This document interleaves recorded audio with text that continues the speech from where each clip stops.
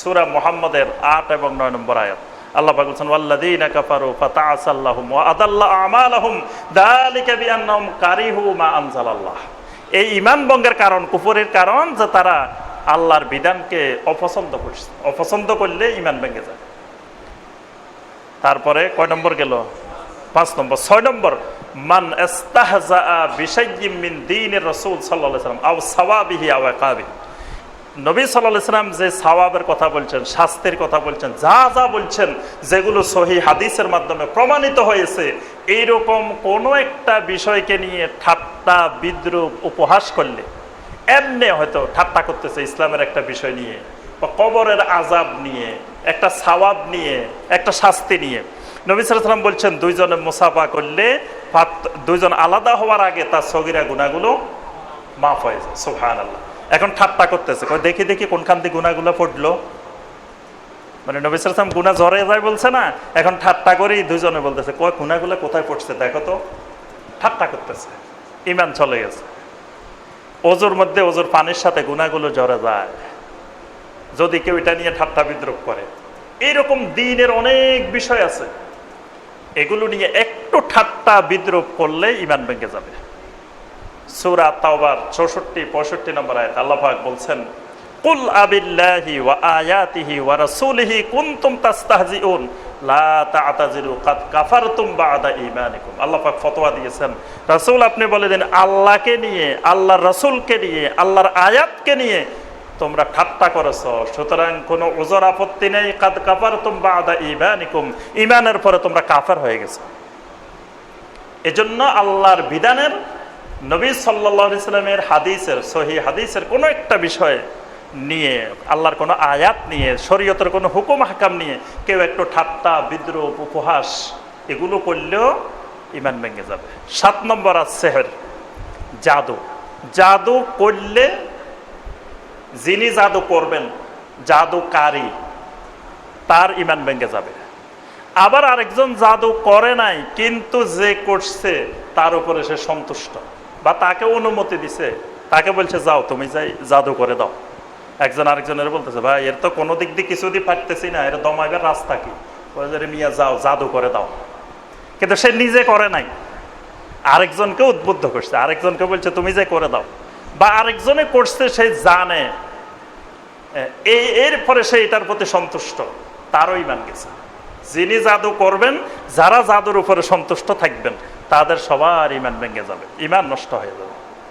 সূরা আল বাকারার 102 নম্বর আয়াত আল্লাহ সুবহানাহু ওয়া তাআলা স্পষ্ট করে বলছেন ওয়ামা ইউআল্লিমানি মিন আহাদিন হাত্তা ইয়াকুলা ইন্নামা নাহনু ফিতনাতুন ফালা তাকফুর।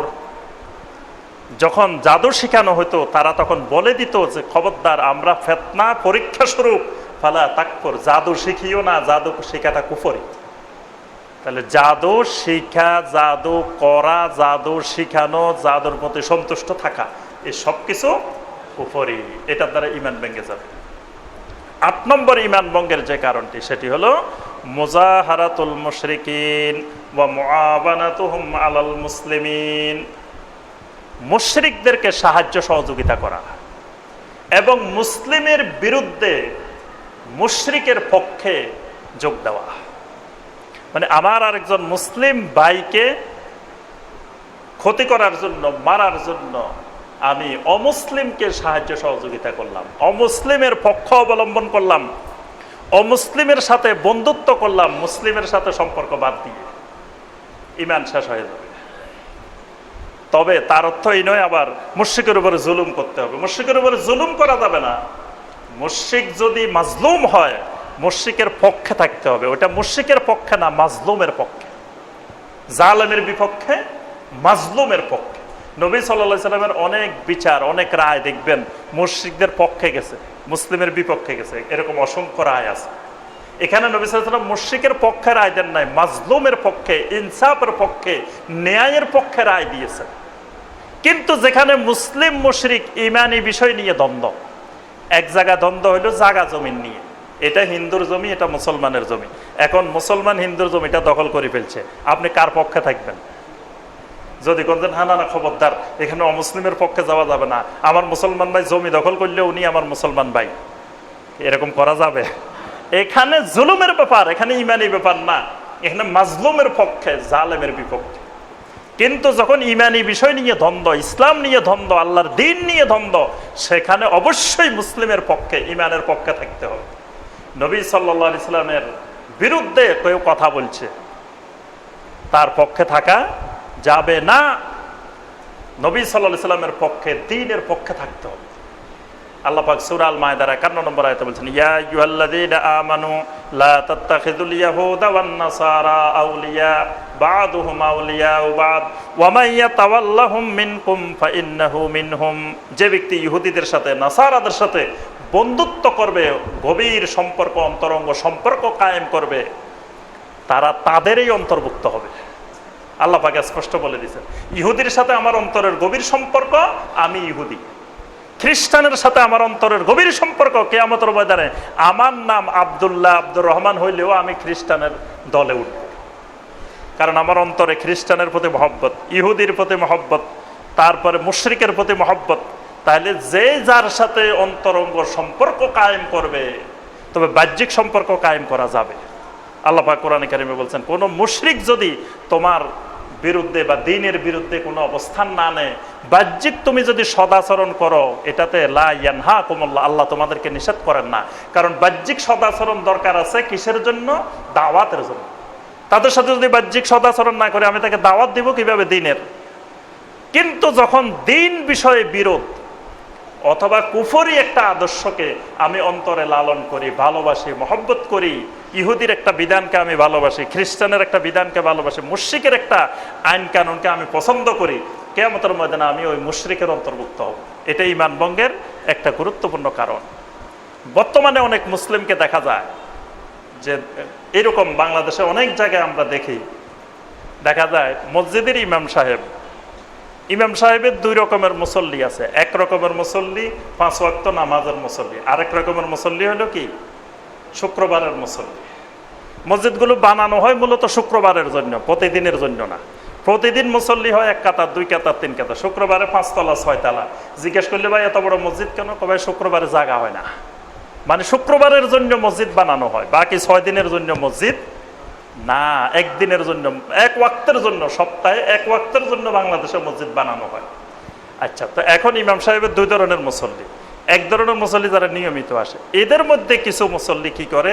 একটু আমিন জোরে বলে, একটু হাত বুকে বাঁধে। ইমাম সাহেব এটা সহ্য করতে পারে না। এদেরকে মসজিদ থেকে বের করার জন্য ওই শুক্রবারের মুসল্লি অথবা বেনামাজি, কুফরি মতবাদী বিশ্বাসী ওই মুসল্লির সাথে ইমাম সাহেব হাত মিলায়। মানে একজন 5 ওয়াক্ত নামাজের মুসল্লি, একজন সহি আকীদার অধিকারী, শিরক মুক্ত ঈমানের অধিকারী, বিদআত মুক্ত আমলের অধিকারী একজন মুসলিমকে মসজিদ থেকে বের করার জন্য একজন শিরককারী, বিদআতকারী, হারাম উপার্জনকারী, কুফরি মতবাদী বিশ্বাসী ওই লোকের সাথে ইমাম সাহেবের বন্ধুত্ব। অথচ একজন দিনদার মুখলিসিন মানুষকে অপরাধ কি?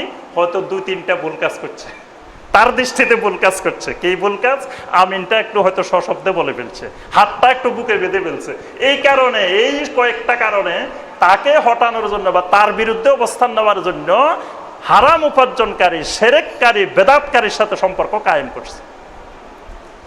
এখন আমাদের ওস্তাদ ডক্টর আব্দুল্লাহ জাহাঙ্গীর রাহিমাহুল্লাহ সবসময় কথাটা বলতেন যে ভাই, যে আপনি কি যিনি মসজিদে এসে আমিন জোরে বলছেন বা রাফল ইয়াদান করছেন বা হাত বুকে বেঁধছেন, উনি বেশি অপরাধ করছে নাকি যে সুদ খাইছে, গোশ খাইছে, মদ খাইছে সে বেশি অপরাধ করছে?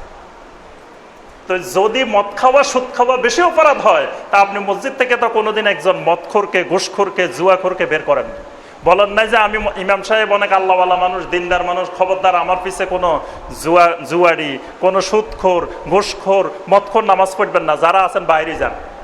এই কথা বলতে কোনো ইমাম সাহেবকে কোনোদিন শুনছেন? কিন্তু অনেক মসজিদে লেখা আছে এই মসজিদে লা মাযহাবি প্রবেশ নিষেধ, কোন কোন মসজিদে লেখা আছে এই মসজিদে আমিন সশব্দে বলা নিষেধ। তাহলে বোঝা যায় যে কোন জায়গায় কার সাথে বন্ধুত্ব করতে হবে। আল ওয়ালা আল বারার নীতিমালা থেকেও আমি বিচ্যুত, আর আল ওয়ালা আল বারার কারণে ঈমান নির্ধারিত হয়।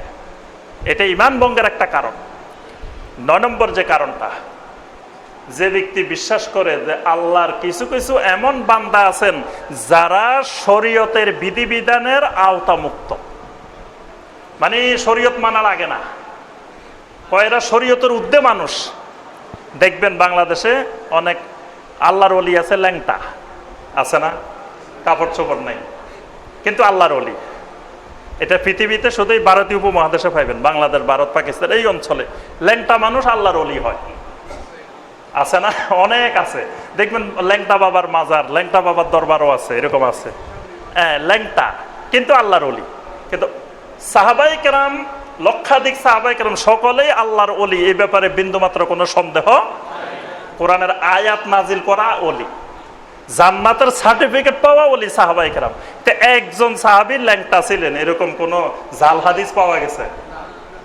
তাবেঈনে কেরাম, তাবেঈনে কেরাম, সালাফে সালেহিনদের মধ্যে কাউকে এরকম আল্লাহর ওলি পাওয়া যায় না, কিন্তু বর্তমানে পাওয়া যায়।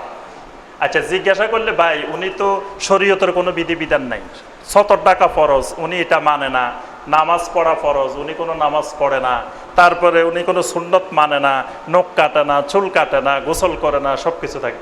শুনো, আল্লাহর কিছু ওলি আছে এরা শরীয়তের বিধিবিধান পালন করা লাগে না, এরা শরীয়তের আওতামুক্ত। নাউজুবিল্লাহ। এই শরীয়তের আওতামুক্ত কোনো মানুষকে বিশ্বাস করলে ঈমান ভেঙে যায়। যদি কেউ মনে করে যে আল্লাহর জমিনে কিছু মানুষ আছে এরা শরীয়ত মানা লাগে না, এরা মারেফতে চলে গেছে, তরিকতে চলে গেছে, হাকিকতে চলে গেছে, তার ঈমান শেষ। কারণ সূরা আল আরাফের 158 নম্বর আয়াত আল্লাহ পাক বলেন, কুল ইয়া আইয়ুহান নাস ইন্নী রাসূলুল্লাহি ইলাইকুম জামিআ। রাসূল আপনি ঘোষণা করে দেন, হে দুনিয়ার সমস্ত মানুষ, ইন্নী রাসূলুল্লাহি ইলাইকুম জামিআ, আমি তোমাদের সকল মানুষের কাছে আল্লাহর রাসূল। তাহলে আমার শরীয়ত, আমার সুন্নতের আওতার বাহিরে আসমান জমিনে আল্লাহর সৃষ্টি জগতে একজনও নাই। যদি থাকে সে কাফের, সে মুশরিক, সে আল্লাহর ওলি তো প্রশ্নই উঠে না, মুসলিমেরই প্রশ্ন উঠে না যদি কেউ আমি রাসূলের সুন্নতের আওতার বাহিরে থাকে। যদি কেউ চাঁদের দেশে আছে, মঙ্গল গ্রহে আছে, সেও আল্লাহ রসুলের আওতাভুক্ত। ইন্নী রাসূলুল্লাহি ইলাইকুম জামি। মানুষ যত জায়গায় আছে, ইয়া আইয়ুহান নাস, মানুষ নামক প্রাণী যত গ্রহে উপগ্রহে যত জায়গায় আছে সব আল্লাহ রসুল সাল্লাল্লাহু আলাইহি সাল্লামের আওতাভুক্ত। নবী সাল্লাল্লাহু আলাইহি সাল্লামের সুন্নতের বাহিরে কেউ থাকা কোনোদিন সম্ভব নয়। যদি কেউ মনে করে যে সম্ভব, তার ঈমান নাই, ঈমান শেষ। সর্বশেষ যেটা বলে শেষ করব, 10 নম্বর ঈমান ভঙ্গের কারণ যেটি, সেটি হলো আল-ইরাযু আন দীনিল্লাহ লা ইয়াতাআল্লামুহু ওয়া লা ইয়ামালু বিহি। আল্লাহর দ্বীন থেকে বিমুখ থাকা, দ্বীন শিখেও না, দ্বীনের কোনো আমলও করে না, এরকম মুসলমান বাংলাদেশে আছে অনেক। দ্বীনের কোনো খোঁজ খবরে নাই, তাকে জিজ্ঞাসা করলে কিছুই বলতে পারবে না দ্বীনের। দ্বীন শিখেও না, দ্বীন আমলও করে না। অনেক মুসলমান আছে শুক্রবারেও মসজিদে আসে না, এরকম মুসলিমও বাংলাদেশে কিন্তু আছে, শুক্রবারেও আসে না, এরকম আছে। অনেকে আছে জীবনে নামাজ পড়ে নাই, শুধু বাপের জানাজা পড়তে গেছে, এরকমও আছে, এরকম মুসলিমও বাংলাদেশে আছে। তাহলে আল্লাহর দ্বীন থেকে বিমুখ থাকা, দ্বীন না শিখা, দ্বীনের আমল না করা, খোঁজ খবর না রাখা, ঈমান ভেঙে গেছে। কারণ আমি যে মুসলিম, আমি যে মুমিন, আমার ভিতরে ঈমান আছে, ইসলাম আছে। এই ইসলাম ঈমানের বহিঃপ্রকাশ ঘটবে যখন আমি ইসলাম ঈমানের উপরে আমল করব।